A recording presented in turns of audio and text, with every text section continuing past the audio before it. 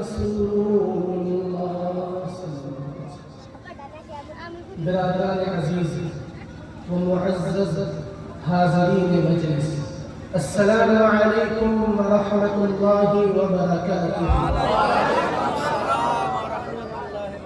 میں نے ابھی بھی آپ کے سامنے جس آیت کریمہ کی تلاوت کی، اللہ تبارک و تعالیٰ نے اس آیت میں اپنے بندوں کو ذکر کرنے کا حکم دیا۔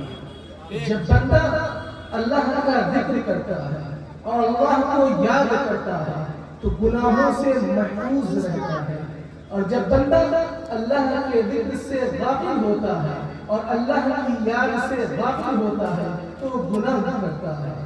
جب بندہ گناہ کرتا ہے تو اس کے دل میں ایک کالا نقطہ پڑ جاتا ہے، اور جب برابر گناہ کرتا رہتا ہے اس کے دل میں کالا نقطہ پڑتا رہتا ہے، یہاں تک کہ پورا دل کالا ہو جاتا ہے۔ اور جب دل کالا ہو جاتا ہے تو اس کو کسی چیز کا شعور نہیں ہوتا اور وہ بے حس ہو جاتا ہے۔ جب بندہ بے حس ہو جاتا ہے تو گناہ اور نیکی میں کچھ فرق نہیں کر پاتا، اور وہ گناہ کی طرف دوڑتا ہے اور نیکی کو چھوڑ دیتا ہے۔ جب بندہ گناہ کرتا رہتا ہے تو اس کا دل اس طریقے سے کالا ہو جاتا ہے جیسے کوئلہ، اور دل کے کالے ہونے کی وجہ یہ ہے کہ تمام امور کا معاملہ دل سے ہوتا ہے۔ جب بندہ کوئی کام کرتا ہے، یعنی جب کسی کو کہتا ہے کہ تم میرے ساتھ بازار چلو، دوسرا بندہ جواب دیتا ہے کہ میرا آج دل نہیں کر رہا اور میں بازار نہیں جاؤں گا، حالانکہ اس کا جانا پیروں پر مشتمل ہوتا ہے، پھر بھی وہ کہتا ہے میرا دل نہیں کر رہا۔ ایک بندہ دوسرے بندے سے کہتا ہے تم مجھ سے بات کیوں نہیں کرتے، دوسرا بندہ کہتا ہے میرا دل نہیں کرتا کہ میں تم سے بات کروں، حالانکہ بات کرنا زبان کا کام ہوتا ہے۔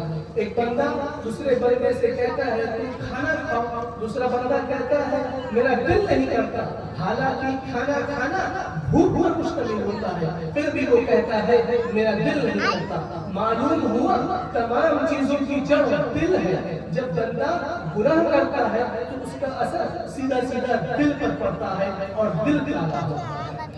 جب چیز کالی ہو جاتی ہے تو ان تمام کالی چیزوں کو پھر سے صحیح کرنے کے لیے کوئی نہ کوئی آلہ آتا ہے۔ آپ کا کپڑا گندا ہوتا ہے، آپ اس کو دھونے کے لیے سرف ایکسل لاتے ہیں۔ آپ کی گاڑی گندی ہوتی ہے، آپ اس کو دھونے کے لیے اس کی پالش لاتے ہیں۔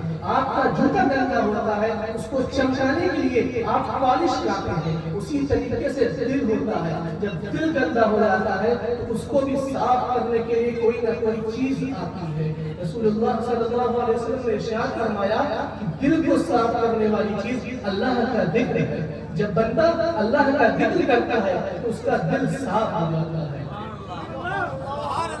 حضرت ابو ہریرہ سے ایک روایت ہے کہ جب بندہ اللہ کے ذکر کی مجلس میں بیٹھتا ہے اور ذکر کی مجلس کو سجاتا ہے تو اللہ تعالیٰ اس محفل کے اوپر رحمت نازل فرماتے ہیں، سکینہ نازل فرماتے ہیں، اور فرشتے جو ہوتے ہیں اپنے پر سے اس محفل کو ڈھانپ دیتے ہیں، اس محفل کے اوپر اپنا پر پھیلا دیتے ہیں۔ اور ایک روایت ہے حضرت ابو ہریرہ رضی اللہ تعالیٰ عنہ روایت کرتے ہیں، اس حدیث کا مطلب یوں ہے کہ کچھ فرشتے ہوتے ہیں جو دنیا میں ٹہلا کرتے ہیں اس نیت سے کہ ذکر کی محفل کو دیکھو اور اس محفل میں جا کر بیٹھو۔ تو جب فرشتے ذکر کی محفل کو دیکھتے ہیں اس محفل کے پاس آ جاتے ہیں، اور دنیا میں جو فرشتے ٹہلنے والے ہوتے ہیں اس کو بلاتے ہیں کہ آؤ تمہارا طالب یہاں ہے، تمہارا مطلوب یہاں ہے۔ جب وہ لوگ تمام فرشتے اس مجلس میں آ جاتے ہیں تو اپنے پر کو دنیا سے لے کر آسمان دنیا تک پھیلا دیتے ہیں، اور اس پر اللہ تعالیٰ اس مجلس والوں پر اس کے دل میں سکینہ نازل کرتا ہے۔ اور جب تمام حضرات مجلس ختم کر کر ذکر ختم کر کر اپنے گھر کی طرف روانہ ہوتے ہیں تو فرشتے ہوتے ہیں وہ آسمان کی طرف جاتے ہیں، اللہ کے حضور میں اللہ کے دربار میں حاضر ہوتے ہیں۔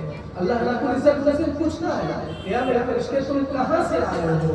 تو کہتے ہیں کہ اللہ میں دنیا سے آ رہا ہوں۔ تو اللہ رب العزت کہتا ہے تم میرے بندے کو کس حال میں پائے؟ تو فرشتے کہتے ہیں کچھ تیرے بندے ہوئے جو تیری ذکر کی مجلس سجائے ہوئے ہیں اور تیری ذکر کی محفل کر رہے ہیں. اللہ رسول سے پوچھتا ہے کیا بندوں نے مجھے دیکھا ہے جو میرا ذکر کر رہا ہے؟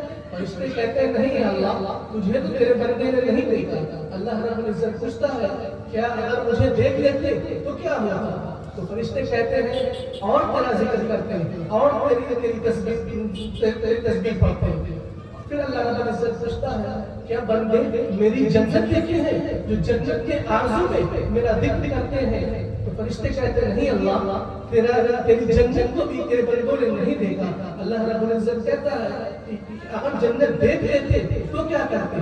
تو فرشتے کہتے ہیں اگر جنت دیکھ لیتے تو جنت کی اور آرزو کرتے اور ذکر کرتے. اور پھر اللہ پوچھتا ہے کیا میری دوزخ دیکھے ہیں جو دوزخ سے پناہ چاہنے کے لیے میرا ذکر کر رہے ہیں؟ تو اللہ رب العزت فرشتے کہتے ہیں نہیں اللہ، تیرے بندوں نے تیری جہنم کو بھی نہیں دیکھی.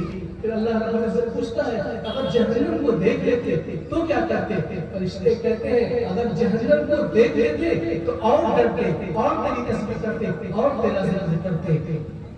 پھر اللہ رب العزت ارشاد فرماتا ہے کہتا ہے اگر یہ جو بندے ہیں جب مجھے نہیں دیکھ کر میرا ذکر کر رہے ہیں، میری جنت کو نہیں دیکھ کر میرا ذکر کر رہے ہیں، میری جہنم کو دیکھ کر نہیں ذکر کر رہے ہیں، تم لوگ گواہ ہو جاؤ، میں ان کی مغفرت کر دیتا ہوں، میں ان کے گناہوں کو بخش دیتا ہوں.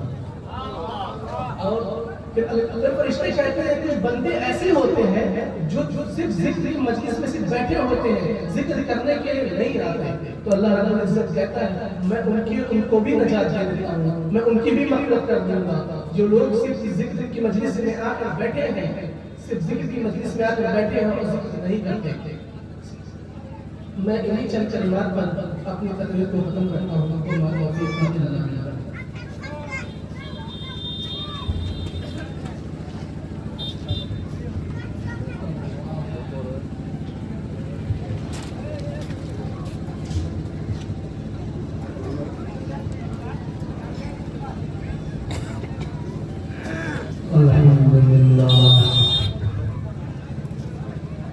الحمد لله